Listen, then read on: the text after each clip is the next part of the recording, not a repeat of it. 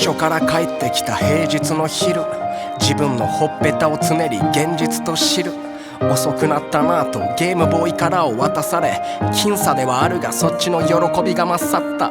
面会を抜いて5年ぶりの出会いだったが、いつまでゲームしてんだってそうそう怒られた。仕方ないでしょ、初めて手に入れたゲーム機。一家団らん囲む食卓は全クリ。学校には何だって忘れてもいいが、命だけは必ず持って帰ってこい。上からでも下からでもどっちだっていいから、一番を取ってこい。グローブのように大きく分厚い手のひらで俺の髪をくしゃくしゃにして親父はこう言った。いいか、女性に手を挙げていい瞬間はな、こうやって頭を撫でる時だけだ。地元のスナックでは評判変わり、ママも愛想つかすほどの女ったらしい。どこでゲットしたんだよセンスねえスタンプ。下手くそな文章は親父なりのスラング。最低で最高のクソ親父、今感謝を綴っているよ嘘もなして。不器用な愛、代わりなどいない。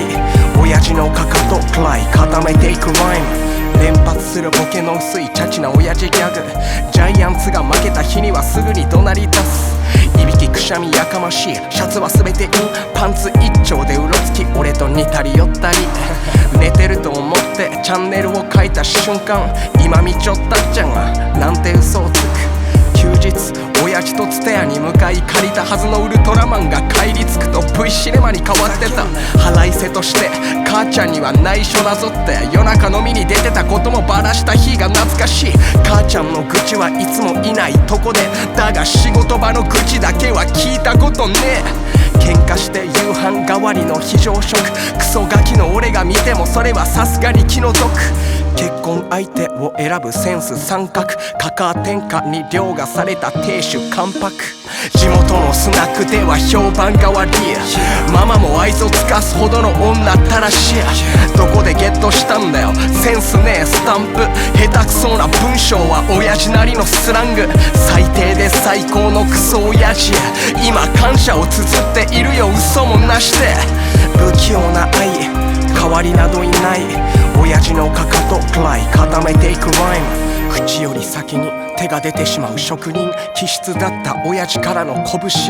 その手で作れなかったプラモデルを作ってくれたあの日も、仕事終わりクタクタでもしてくれたキャッチボール何にも。生きる術なんてものは教えず、ただ自分の生き様を俺に見せてくれた。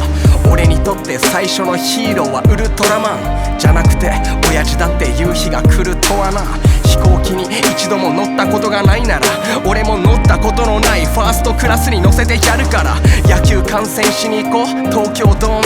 それでジャイアンツが負けた日には相当ショック。親父があの日俺に言った言葉覚えてる。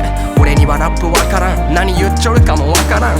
お前が武道館に立とうと立たんまいと、お前はとっくに俺の誇りだ。地元のスナックでは評判変わり、ママも愛想つかすほどの女ったらしい。どこでゲットしたんだよセンスねえスタンプ。下手くそな文章は親父なりのスラング。最低で最高のクソ親父、今感謝を綴っているよ嘘もなして。不器用な愛、代わりなどいない。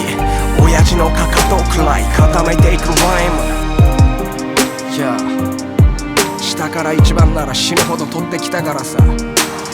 あとはラップで上から一番を取るだけだ。そしてまたスナックにでも飲みに行こう。その時はこの歌を親父の前で歌う一番最初のステージだ。だがただじゃねえぞ、チケット料金はその日のスナック代だ